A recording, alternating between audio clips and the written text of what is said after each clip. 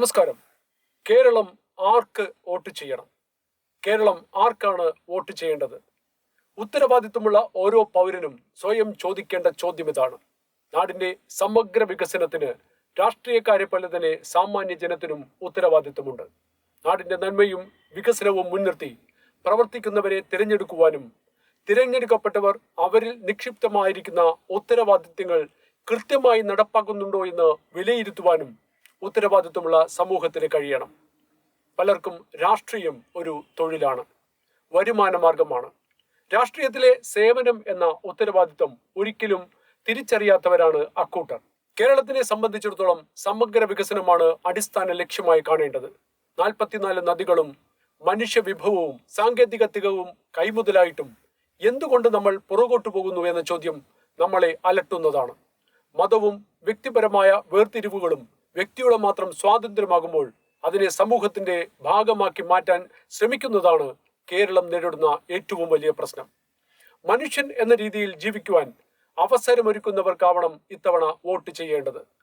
ഭീകരവാദവും കടുത്ത തദ്ദേശീയവാദവും ദേശീയതയ്ക്ക് വെല്ലുവിളിയാകുമ്പോൾ പോലും അത്തരം പ്രവണതകളെ വോട്ടിനു വേണ്ടി കൂട്ടുപിടിക്കുന്നത് ഭീകരമായ അവസ്ഥ സൃഷ്ടിക്കും.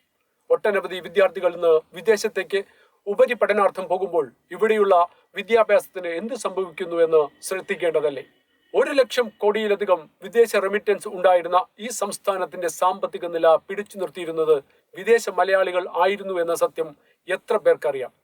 അതിൽ നിന്നൊക്കെ മാറി കേരളം റിവേഴ്സ് റെമിറ്റൻസ് എന്ന സ്ഥിതിയിലേക്ക് മാറുമ്പോൾ, ഇവിടെ നിന്ന് തിരിച്ച് ധനം പുറത്തേക്ക് പോകുമ്പോൾ കേരളത്തിന്റെ സാമ്പത്തിക നില കൂടുതൽ പരുങ്ങലിലാവുകയാണ്. അടിസ്ഥാന സൗകര്യങ്ങളും വിദ്യാഭ്യാസ അവസരങ്ങളും നിറഞ്ഞ സമൂഹത്തിൽ മാത്രമേ ജനങ്ങൾ തുടരുകയുള്ളൂ.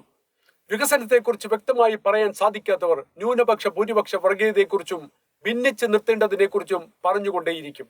രാഷ്ട്രീയത്തിന്റെ അതിപ്രസരത്തിൽ നിന്നും മുക്തമായി ചിന്തിക്കാൻ നമ്മുടെ ജനത്തിന് കഴിയണം. എന്തിലും ഏതിലും രാഷ്ട്രീയം കുത്തിനിറയ്ക്കുമ്പോൾ രാഷ്ട്രീയത്തിന് അതീതമായ പല നന്മകളും നമ്മൾ കാണാതെ പോകും.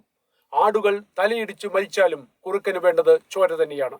ഓരോ രാഷ്ട്രീയ കക്ഷികളെയും വിലയിരുത്തി കേരളത്തിന്റെ കാർഷിക, വ്യാവസായിക, വിദ്യാഭ്യാസ, ടൂറിസം പദ്ധതികൾക്ക് ഊന്നൽ കൊടുക്കുവാൻ കെൽപ്പുള്ള ഭരണ നേതൃത്വത്തിനെയും ആശയത്തിനെയും ആയിരിക്കണം നമ്മൾ തിരഞ്ഞെടുക്കേണ്ടത്.